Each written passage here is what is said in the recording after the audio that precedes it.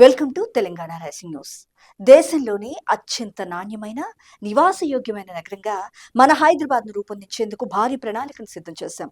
భారీ వర్షాలకు ముంబై నగరం అతలాకుతలమవుతుంది. ఢిల్లీలోనూ సరిగ్గా ఇవే పరిస్థితులున్నాయి. రాజధాని హైదరాబాద్ కూడా భవిష్యత్తులో ఢిల్లీ, ముంబై నగరాల్లా కాకూడదనే లక్ష్యంతో మూసీ నదిని ప్రక్షాళన చేస్తున్నాం. మూసీ నదిపై ఆక్రమణలు తొలగించి కాలుష్య రహితంగా మార్చనున్నామంటూ సీఎం రేవంత్ రెడ్డి గారు వ్యాఖ్యానించారు. తెలంగాణ రాష్ట్రం ప్రపంచంతో పోటీ పడాలంటే మరిన్ని పెట్టుబడులు అవసరమంటూ పేర్కొన్నారు సీఎం రేవంత్ రెడ్డి గారు.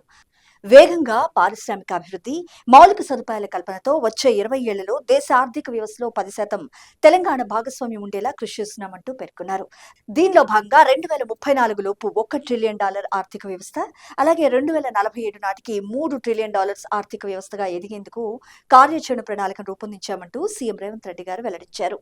అందుకే రాష్ట్రాన్ని క్యూర్, ప్యూర్, రేర్ పేర్లతో ఎకానమీ జోన్లుగా మార్చామంటూ పేర్కొన్నారు. రాష్ట్రంలో పారిశ్రామిక ప్రగతి అత్యంత వేగంగా కొనసాగుతుంది. భవిష్యత్ తరాలకు మన తెలంగాణ ఆదర్శంగా నిలుస్తుందంటూ సీఎం రేవంత్ రెడ్డి గారు స్పష్టం చేశారు. ఇక్కడ మనకు ముఖ్యమైన అంశం చూస్తున్నాం. హైదరాబాద్ ను ప్రపంచ స్థాయి స్పోర్ట్స్ హబ్ గా తీర్చిదిద్దుతామంటూ సీఎం రేవంత్ రెడ్డి గారు పేర్కొన్నారు. క్రీడల్లో రాణిస్తే ప్రభుత్వ ఉద్యోగంతో పాటు పలు రకాల ప్రోత్సాహకాలు అందిస్తామంటూ వెల్లడించారు.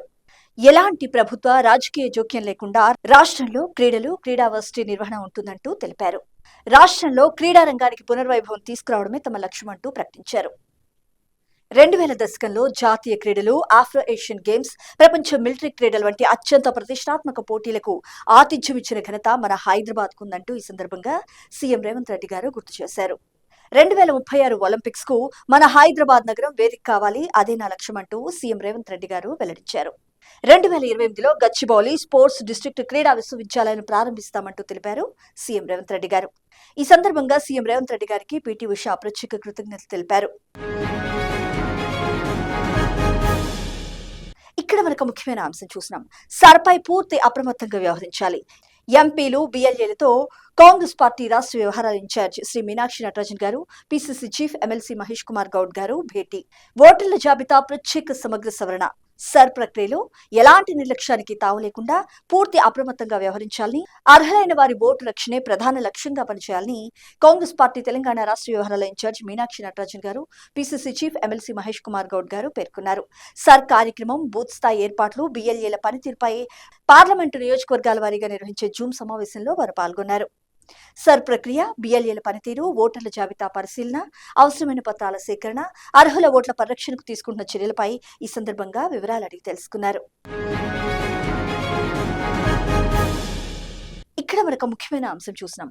రైతు సంక్షేమమే రాష్ట్ర ప్రభుత్వ ప్రధాన లక్ష్యమని డిప్యూటీ సీఎం మల్లు భట్టి విక్రమార్క గారు స్పష్టం చేశారు. ఈ రోజు ఖమ్మం జిల్లాలో రైతు ఆశీర్వాద సభను నిర్వహించనున్నారు. రైతు భరోసాను 9 రోజుల్లో 9,000 కోట్లు వేసిన ఘనత ప్రజాప్రభుత్వం దక్కించుకోనుంది. 73,30,000 మంది రైతులకు ఈ సందర్భంగా లబ్ధి చేకూరనుంది. 1,51,00,000 ఎకరాలకు పెట్టుబడి సాయం అందనుంది. ఇప్పటి వరకు రైతు భరోసా కింద మొత్తం 36,321 కోట్ల రూపాయలు ప్రజాప్రభుత్వం రైతుల ఖాతాల్లో జమ చేసింది. జగన్నాథపురం మెగా రైతు మేళా సభలో డిప్యూటీ సీఎం మల్లు భట్టి విక్రమార్క గారు మాట్లాడుతూ, నేడు అంచనాకు మించి అతి భారీ సంఖ్యలో రైతు సోదరులు హాజరు కానున్నారని పేర్కొన్నారు. సీఎం రేవంత్ రెడ్డి గారు హాజరయ్యే ఈ కార్యక్రమానికి రైతు సోదరులు ఎంతో ఉత్సుకతతో ఎదురు చూస్తున్నారు. ఇక్కడ మనకు ముఖ్యమైన అంశం చూసినాం. అధికారుల సూచన మేరకే రైతులు సాగు నిర్ణయాలు తీసుకోవాలంటూ మంత్రి ఉత్తమ్ కుమార్ రెడ్డి గారు స్పష్టం చేశారు. వర్షాభావ ప్రభావం నేపథ్యంలో నీటి లభ్యతకు అనుగుణంగా ప్రత్యామ్నాయ పంటల వైపు రైతులు దృష్టి సారించాలంటూ కూడా వారు సూచించారు.